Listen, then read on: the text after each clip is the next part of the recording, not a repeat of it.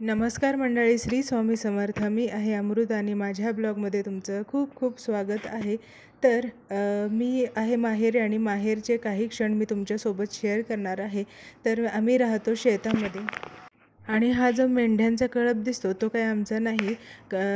कोल्हापूरच्या साईडचे ना हे पावसाळ्यामध्ये ना आमच्या इकडे चरण्यासाठी घेऊन आलेले असतात. ते कोणाच्याही शेतामध्ये बसतात आणि राहतात. खूप छान वाटतं ते आल्यानंतर. पावसाळा सुरू झाल्याचा एक फील येतो गावाकडं असल्यानंतर.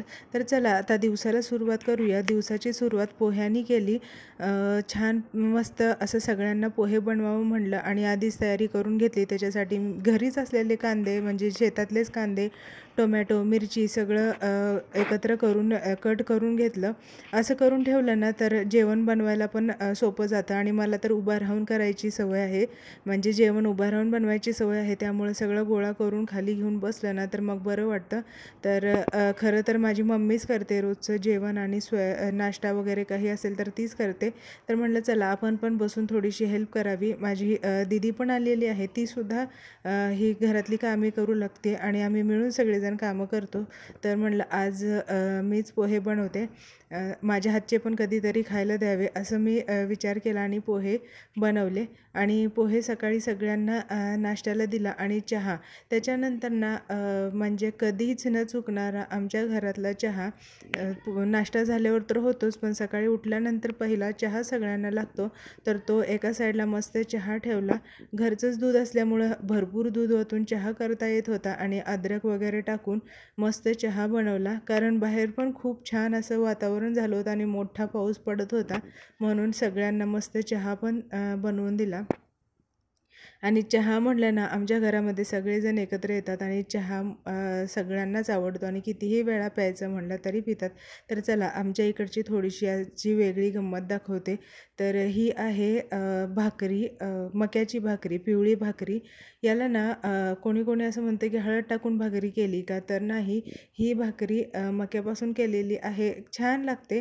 नॉनव्हेज वगैरे असेल ना तर खूप छान लागते, किंवा ठेचा दही असेल ना ही भाकरी छान लागते. रोज नाही करत आम्ही, कधी तरच करतो. आम्ही नेहमी ज्वारीच्या भाकरी करतो, पण कधीतरी चेंज म्हणून बाजरी, नाचणी आणि मक्याची भाकरी पण केली जाते आणि ते आवडीनं आमच्यात खातात आणि सगळ्यांना छान पण लागते ती भाकरी. तर रियांशला ना एकदम मोकळं वाटतं आणि बघा ते गाई आहे ना त्यांच्यासोबत खेळायला पण त्याला छान वाटतं आहे.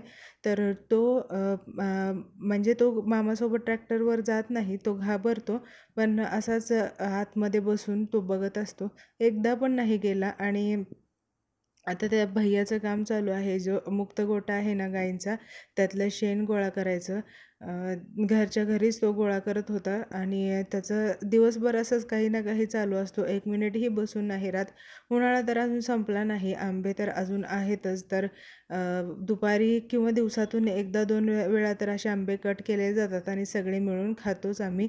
आणि काय झालं, अचानक आम्ही फुलं बघत फिरत होतो, म्हणजे एक राऊंड मारत होतो आणि बरीच झाडं आणि बरीच फुलं आहेत. घर नवीन बांधायला सुरू आहे, त्याच्यामुळं सगळं झाडांचं हे नियोजन नाही. त्याच्यामुळं ना कुंड्या तशाच ठेवलेल्या आहेत, काही जमिनीवर झाडं लावली. त्या प्रकारची झाडं आहेत आणि गुलाबाची झाडं आहेत ना, त्याला भरपूर फुलं लागली होती, पण गर्दीमुळे ना तिकडे काही लक्षच जात नव्हतं. तर अचानक लक्ष गेल्यानंतर बघा कुंडीतच लावलेलं आहे, पण त्याला खूप पोषण मिळालेलं आहे, कारण तिथली माती पण खूप छान आहे. आणि एकाच झाडाला एवढी सगळी फुलं लागलेत. मला तर बघून खूप आनंद झाला, कारण मला फुलं खूप आवडतात आणि एवढी सगळी वेगवेगळ्या प्रकारची फुलं बघितल्यानंतर तर मला खूप आनंद होतो.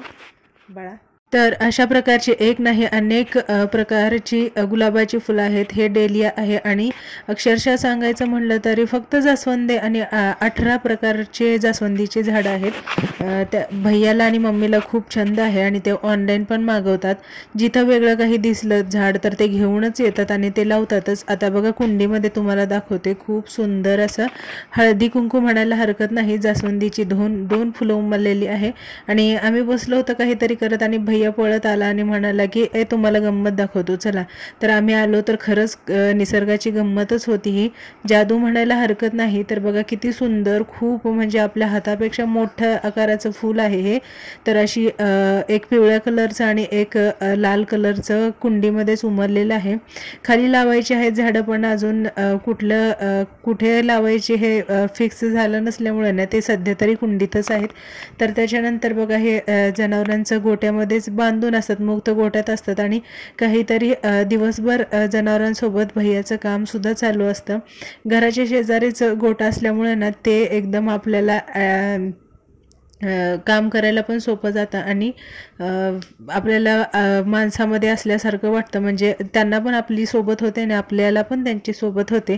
आणि तिथेच बघा जे आता दाखवलं ना ते वाळूमध्ये ना एक कासव आहे आणि हे बदक आहेत आणि कुत्र्याचं पिल्लू पण तिथंच आहे. म्हणजे हे जे प्राणी आहेत ना सगळे गोट्यामध्येच असतात.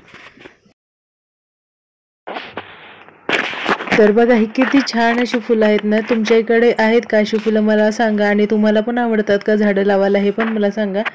तर एक मी व्हिडिओ बनवला आहे जो फक्त आहे तो फुलांवरती आहे. इतकी फुलं आहेत ना आणि एवढ्या प्रकारची झाडं आहेत ना, तर त्याच्यावरती एक मोठा ब्लॉगच बनतो. म्हणून मी ना ह्याच्यामध्ये थोडं शॉर्टकटच दाखवलं आणि त्याच्यानंतर मी मोठा ब्लॉग बनवला आहे. पाऊस सुरू आहे आणि बघा रियांश आणि विशूची किती मस्ती चालली आहे. त्यांना वाळूमध्ये खेळायचं आहे पण पाऊस येतोय त्याच्यामुळे मी थोडंसं त्यांना खेळायला दिलं आणि नंतर बोलवून घेतलं. तर बघा मी जवळून दाखवते आता ही फुलं तर किती छान आहेत. मला कमेंट करून सांगा. चला बाय.